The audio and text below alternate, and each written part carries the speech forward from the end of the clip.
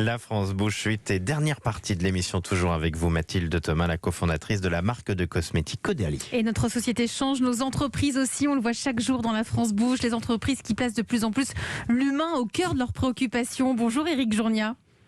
Oui, bonjour. Vous êtes le cofondateur et le président de Vacanceol. C'est une entreprise qui existe depuis 2009. Elle est basée en Savoie.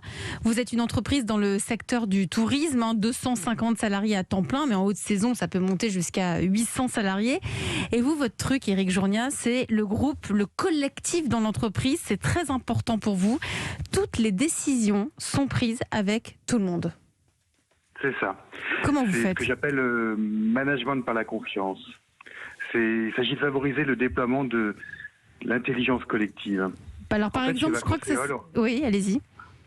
Non, je voulais simplement préciser, on privilégie la force du collectif, du collaboratif.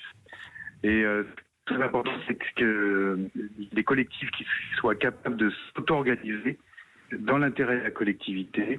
Et notre organisation vise à donner à nos collaborateurs la possibilité de faire des décisions qui les concernent, évidemment pour atteindre un objectif commun, exprimé, partagé, clairement. Par exemple, vous avez réaménagé vos bureaux, c'était il y a 3 ans.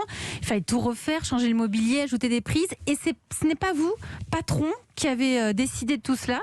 Vous avez constitué un groupe de travail, de collaborateurs. Sur la base du volontariat. En fait, ma décision a été de ne pas m'investir et de confier cette mission à un groupe de collaborateurs, de petits collaborateurs qui se sont réunis. Je leur ai apporté une formation en gestion de projet. Et de là, ils ont agi. Mathilde Thomas, vous êtes la cofondatrice de Caudalie. Cet esprit de groupe, cet esprit collectif dans une entreprise, vous l'appliquez aussi chez vous, chez Caudalie ? On veut absolument, même après 25 ans, garder l'état d'esprit start-up. Ça, c'est la chance inouïe qu'on a d'être une entreprise française. Indépendante et libre. Indépendante et libre, exactement. Et oui, bien sûr, moi, je suis constamment à l'écoute du terrain parce que c'est eux qui nous font avancer dans le développement produit. Ils sont très forts. Et comment le télétravail a été vécu chez vous, là, en ce moment, chez Caudalie ? Alors, il y a certains métiers qui ne peuvent pas faire de télétravail, tout ce qui est formulation, tout ce qui est logistique, dans notre centre, dans la Cosmétique Vallée à Gidy. Là, c'était impossible, sinon l'entreprise se serait arrêtée.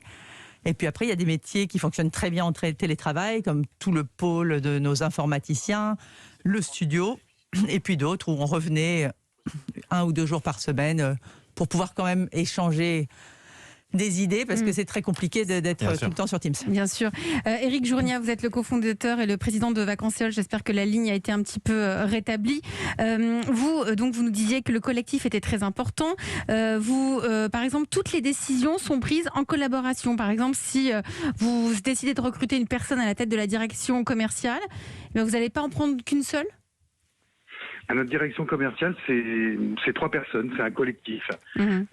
Chacun apporte sa spécialité et finalement c'est en mode collaboratif que les décisions sont prises. Eh bien, merci beaucoup. On favorise toujours la consultation de l'ensemble des collaborateurs.